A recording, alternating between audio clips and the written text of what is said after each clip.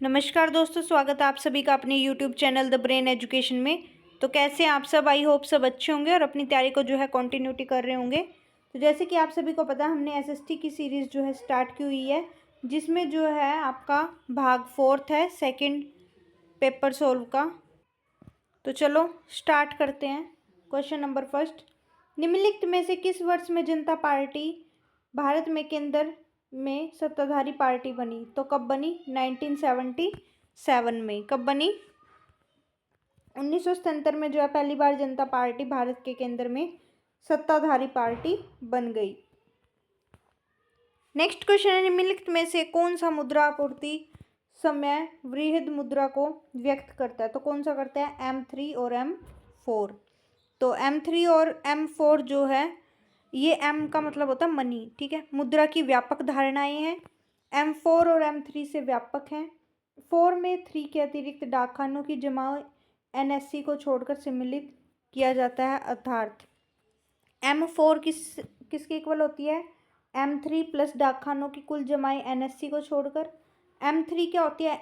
Equal होती है M1 के प्लस व्यापारिक बैंकों की निविल सावधि जमाएं। M1 जो है जनता के पास करेंसी प्लस मांग जमाएं प्लस रिजर्व बैंक के पास अन्य जमाएं, ये सब होता है, ठीक है। नेक्स्ट क्वेश्चन है क्वेश्चन नंबर थर्ड, भारतीय संविधान का कौन सा अनुच्छेद राज्यपाल के कार्यकाल की अवधि से संबंधित है? तो राज्यपाल के कार्यकाल की अवधि कितनी होती है? 156। राष्ट्रपति में जो है 89 ऐड कर देना, राज्यपाल का निकल जाएगा, ठीक है। तो अनुच्छेद 156 का संबंध राज्यपाल के कार्यकाल से संबंधित है। राज्यपाल राष्ट्रपति के पश्चात पर्यंत अपने पद पर बने रहता है। राज्यपाल राष्ट्रपति को संबोधित अपना हस्ताक्षर के तहत लिखित रूप में अपने पद से इस्तीफा दे सकता है। राज्यपाल अपने पद ग्रहण की तारीख से 5 साल पहले की अवधि के लिए पद धारण करेगा। अनुच्छेद 162 में राज्य की कार्यपालिका की शक्ति का विस्तार है। अनुच्छेद 160 में कुछ आक्षेपिकताओं में राज्यपाल के कृत्यों का निर्वहन का वर्णन है। अनुच्छेद 148 में क्या? भारत का एक नियंत्रित महालेखा परीक्षा होगा। नेक्स्ट क्वेश्चन है क्वेश्चन नंबर फोर्थ, निम्नलिखित में से कौन भारत सरकार द्वारा जारी एक प्रकार की ट्रेजरी बिल है? तो कौन सी है? 91 दिवसीय ट्रेजरी बिल है। कौन सी है? 91 दिवसीय ट्रेजरी बिल। तो इसमें क्या होता है? भारत सरकार द्वारा जारी ट्रेजरी बिल्स हैं। ट्रेजरी बिल्स अल्प अवधि की प्रतिभूतियां होती हैं, जिनके माध्यम से सरकार उधार लेती है। ये सबसे ज़्यादा तरल प्रतिभूतियां होती हैं। इनका निर्गमन सरकार के लिए रिजर्व बैंक द्वारा किया जाता है। ट्रेजरी बिल्स 3 प्रकार की हो सकती हैं। पहली है ऑन टॉप बिल्स, 1 अप्रैल 1997 से बंद कर दिया गया। दूसरी है नीलामी ट्रेजरी बिल्स, अप्रैल 1992 से शुरू किया इसको। इस समय RBI 91 और 364 दिन का ट्रेजरी बिल्स निर्गमित करता है। इनकी राशि कितनी होनी चाहिए? न्यूनतम 25,000 रुपये, और इसी के गुणक में होती है। फिर है तीसरा एडहॉक ट्रेजरी बिल्स, इसमें भारत में 1955 से प्रारंभ किया गया। एडहॉक ट्रेजरी बिल्स को हिनार्क प्रबंधक के अस्त्र के रूप में स्वीकार किया जाता है। यह 180 दिनों के लिए जारी किया जाता है। इसे वर्ष 1997 से 98 के बजट से बंद कर दिया गया।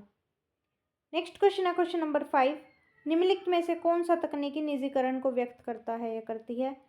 निजी शेयर की बिक्री को या फिर सरकारी संपत्ति की बिक्री को? तो किसको करता है ये?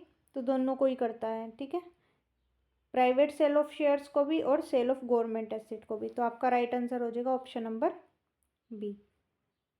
तो इसमें क्या होता है? सार्वजनिक क्षेत्रों की फर्मों के स्वामित्व, प्रबंधन और नियंत्रण को निजी क्षेत्र में स्थानांतरित करने से है। सरकारी कंपनियां निजी क्षेत्र में 2 प्रकार से परिवर्तित हो रही हैं। पहली तो है सरकार का सार्वजनिक कंपनी के स्वामित्व प्रबंध से बाहर होना। दूसरा है सार्वजनिक क्षेत्र की कंपनियों को सीधे बेच दिया जाना। नेक्स्ट क्वेश्चन है question number 6, Bahujan Samaj party BSP के संस्थापक कौन थे? तो BSP के संस्थापक जो है कांसीराम है। कौन है? कांसीराम। भारत में एक राष्ट्रीय राजनीतिक पार्टी है। इसका गठन कांसीराम द्वारा 14 अप्रैल 1984 को डॉक्टर भीमराव अंबेडकर की जयंती पर किया गया था।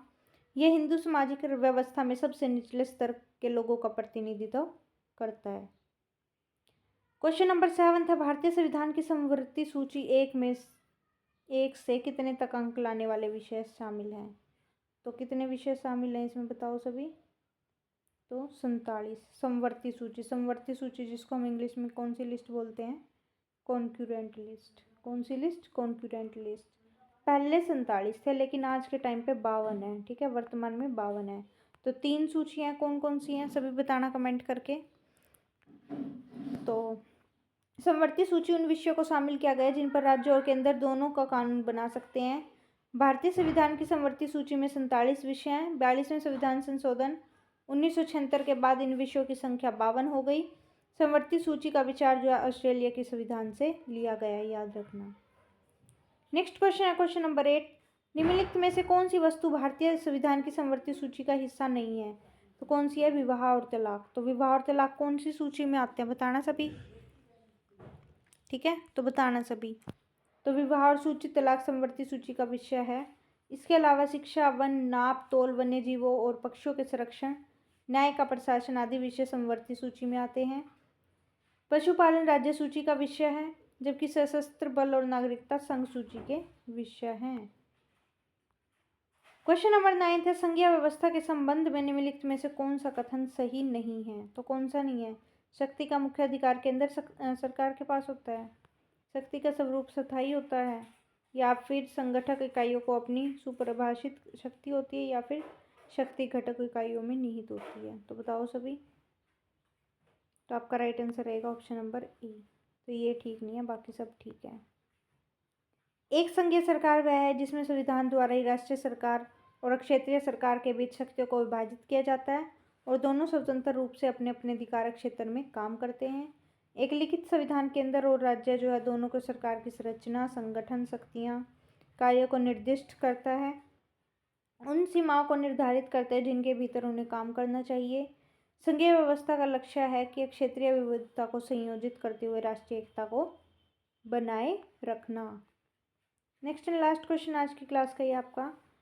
डॉक्टर RBC एक आपदा के बाद प्राथमिकता उपचार की स्थिति के लिए एक प्राथमिक मूल्यांकन और कार्य योजना है।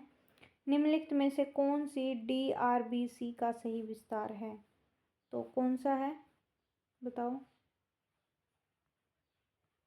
सी है। D से डेंजर, R से रिस्पॉन्स, A से एयरवे, B से ब्रीथिंग, C से सर्कुलेशन। तो ये जो है एक प्राथमिक उपचार की स्थिति के लिए प्राथमिक मूल्यांकन और कार्य योजना है। इसका सही विस्तार danger, response, airway, breathing, circulation है। तो आज की क्लास जो आपकी यहीं पे कवर होती है। तो आपको आज की क्लास कैसी लगी सभी को? सभी लाइक शेयर कमेंट करके ज़रूर से ज़रूर बताना। Thank you for all.